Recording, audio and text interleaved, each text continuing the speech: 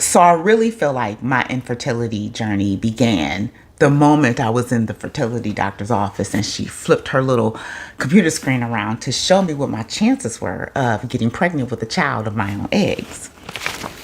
And the chart looks something like this. You see this line right here? This is like the ability to get pregnant at 20 to 24 versus the ability to get pregnant at 35 to 39 versus the ability to get pregnant at 40 to 44 and 45 and older. Dude, I'm like, she may as well have just shown me this. Because that's what I felt like I was looking at. I'm like, so what you saying? And on the inside, I'm going, okay, wait, not me. No, not me. As a matter of fact, I kind of leaned back in the chair and I was like trying to dodge her words like they were coming, like the Matrix. And I was just trying to dodge her words like, this is not my story. No, ma'am. Not my God, not my body. We're not doing this. And I sat there and you're overwhelmed with all the information that they kind of throw at you. And we did a blood draw that day. And we went over the prices of IVF and IUI and the differences between the two. My options as a single mother. And so in short, they drew all this blood. See, I have my notes here too. The work, of course, they're going to test for your pap results. They're going to do your blood type. They're going to look for your Rh factor, which is a protein on your blood cell, to see if you have that, because that can affect the fetus. Rubella, hepatitis C, hepatitis B, HIV, syphilis, gonorrhea, and chlamydia. Your thyroid hormone, to see if that's interfering with your ability to get pregnant. CMV, which is cytomegalovirus, because that can alter a developing fetus. And of course, hepatitis, HPV.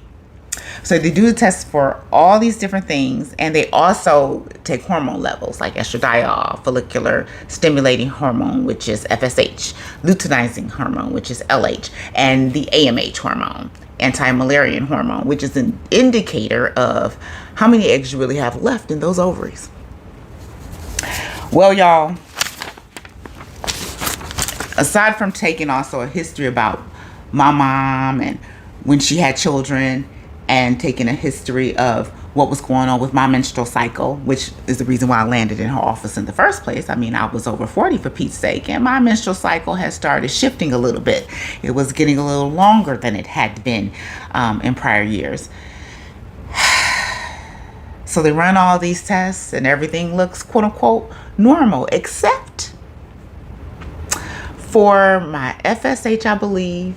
That was borderline for where I was at my age. However, the true telltale was my AMH level, my anti-Müllerian hormone level. It was like a 0.1. A normal AMH level is above 1.0. So my ovarian reserve, the eggs that I had left, was so low that I had less than a 5% chance to get pregnant.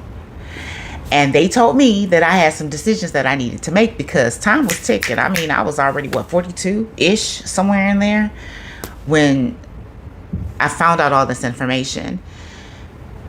Y'all, it was a lot. It was a lot to digest, and I had no time to hesitate. Like, I had to make a decision. And so here I am, trying to figure out how to navigate the next several months of my life and how I was going to finance it. Let me just take a step back. In the middle of finding out all my results, I was actually dating an ex, as they would say. And here I am in my early 40s. I rekindled this relationship with this gentleman, and we were trying to see where things were going to go this time around. Both of us were a little older. At this point, he had a daughter, and I had to come home from those doctor's appointments and explain to him what was going on with my body. And he basically said, hey, I don't know if I'm trying to, have another kid. And to be honest, I really don't want to have another kid outside of a marriage or a deep relationship. I mean, what are we going to do? Well, I was in no position to make a decision about the seriousness of that relationship, because prior to going into the office, we had just really started rekindling things. So I'm not about to come back and say, well, we should move in together or we should get married. I wasn't ready to make that type of decision in the mental state that I was in. But I did say, hey, you seem to be a really good father to your daughter. Why don't we talk about maybe just having a child together and co-parenting, so I don't have to worry about not having, finding a sperm donor, basically, and shopping for sperm. And he was like, I have more years behind me than I have in front of me, and I'm not interested in really another co-parenting situation. If we're going to do this, we have to honestly do this, and then maybe see in about a year where things stand. I didn't have a year, y'all.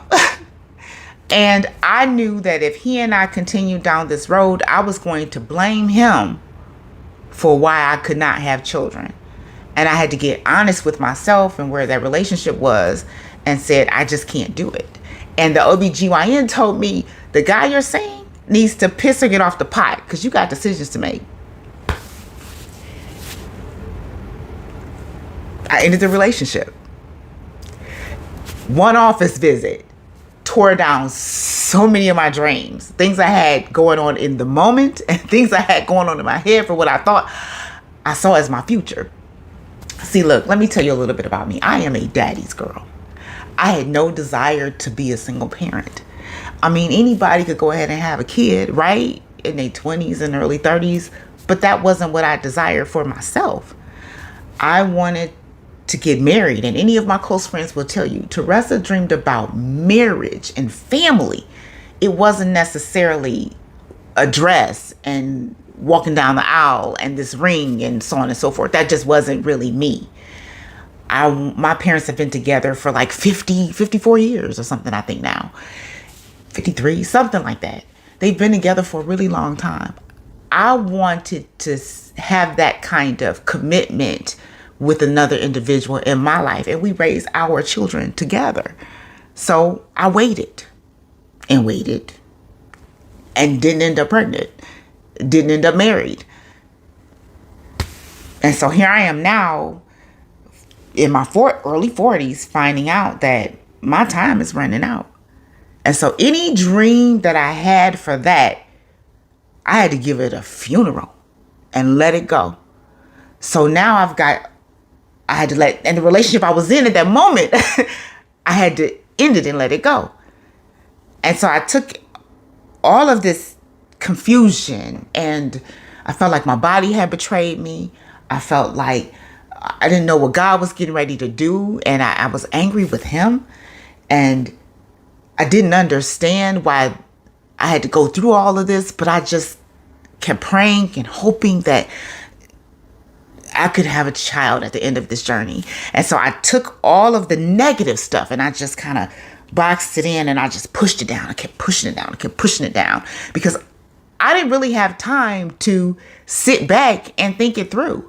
I had to make some really hard decisions. Thank God for my girlfriend in Georgia.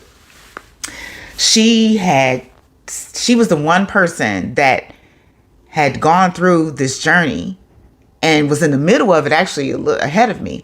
And she kept saying, I know it hurts, but you got to keep going. I know it hurts, but you got to make the next decision. You've got to make the next appointment. You have got to push through.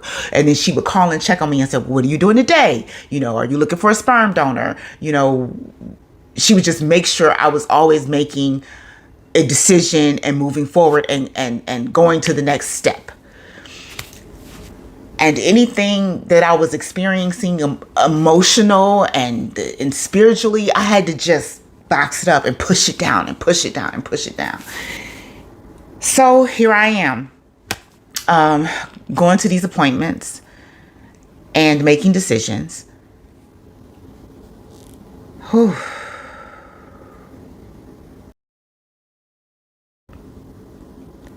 I actually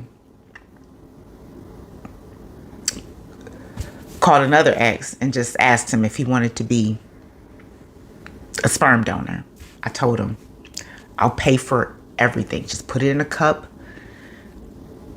Just, do you want to co-parent with me? Because I really don't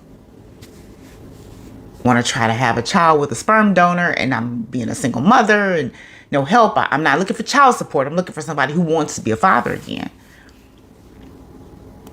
And he too just said, look here, if you and I are going to try this again, then I'm open to it. That's not a problem. But I'm not putting it in a cup. I want us to try this again. He was another one, and he wound up being a single dad and raising his daughter all by himself. He knows who he is. And he was like, we're going to try this. So, but I'm not getting ready to do this co-parenting thing. And I had to respect what he said. But I was not in an emotional state to try to have a relationship with anybody.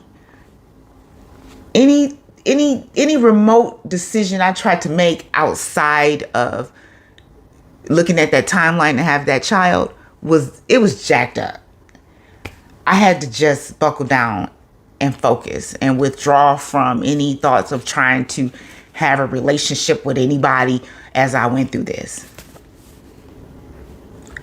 Y'all, I'm a daddy's girl. I did not, and I'm not saying it's nothing against, I just didn't want to be a single mother. That was me. That was my dream. Man, y'all. So, next appointment. Pushing down.